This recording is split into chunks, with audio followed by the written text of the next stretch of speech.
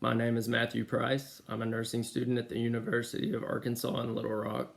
And every semester, we participate in a service learning project where you choose a location that's approved by the nursing program and you volunteer 4 hours of your time. And you serve them in whatever way you can help them out. Your options don't have anything to do with direct patient care, however, each option does have an impact on the community around you. As a transfer student with a pretty decent commute and in a program that takes a lot of time and hard work to get through, I tried to choose something that wasn't too far out of the way from the locations I traveled to. So my choice in the 2 semesters that I've been at UALR is the food pantry, which is located on UALR's campus. It's on our approved list of locations. It's not a place where clinical is held, and it's not a place that I'm employed. So it checks off all the boxes to satisfy the requirements and to also put me serving others in a situation that's outside of what I'm used to. I knew that after our second exam, I didn't have a whole lot going on and figured this would be the best time to volunteer. My exam was ending a little before noon, so I was able to walk from where I took my exam to the food pantry and volunteer from noon to 4 on February 13th, 2024. All that to say, you don't have to go way out of your way to volunteer and help out your community. You can assist with basically obtaining groceries for a family in need. There's little ways you can help out even when you feel pressed for precious time as a nursing student.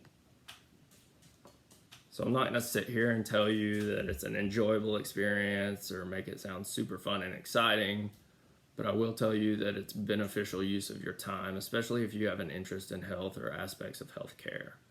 Helps you see a different side of things and gives you sort of insight into jobs and opportunities that still deal with community health but aren't often thought of in association with healthcare or the community around you. So personally, it helped me feel a sense of accomplishment, even in an area that's sort of out of my element since it doesn't put you in a patient's direct care.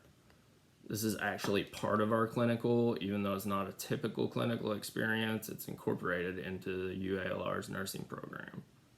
And much like with clinical, even if you're placed on the same unit multiple times, you still get a different experience.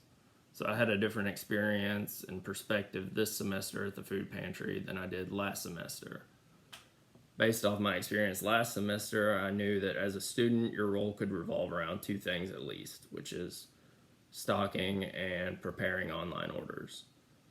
Last semester, I helped fill both of those roles. This semester, it was a lot of restocking, like a lot. I walked into the pantry and there were crates just piled up and I was put right to work. My thoughts were, I can't imagine being the person who had to haul all of this stuff in here, and they probably need a break. So I restocked for probably 2.5 to 3 hours of my time there, and there was still stuff to be restocked before I left. Even after restocking, you place small rolls. You're left with a bunch of boxes and wrappers, trash, which also go to a designated area wherever that is. I finished the day by breaking down boxes and separating them from plastic wrappers and crates that could be used again. This experience is designed to relate to at least one social determinant of health in the domain that it falls under. These social determinants of health and their domains can be found online on the health.gov website.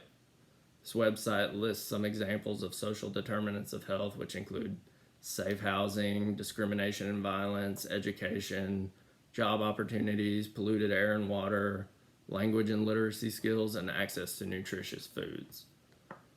The site then gives an example of how individuals who don't have access to grocery stores with healthy foods are less likely to have good nutrition. Economic stability is one of the 5 domains. One of the items listed under this domain is food insecurity. The site explains how food insecurity may be long-term or temporary and can be influenced by a number of factors, whether that's disability or income and employment or other situations. Adults and children alike in these types of situations are the populations who are affected. The site then brings up food assistance programs such as the National School Lunch Program, the WIC program, and Supplemental Nutrition Assistance Program as programs that address barriers to accessing healthy food. On a smaller level, I believe that UALR Food Pantry is addressing the same types of things.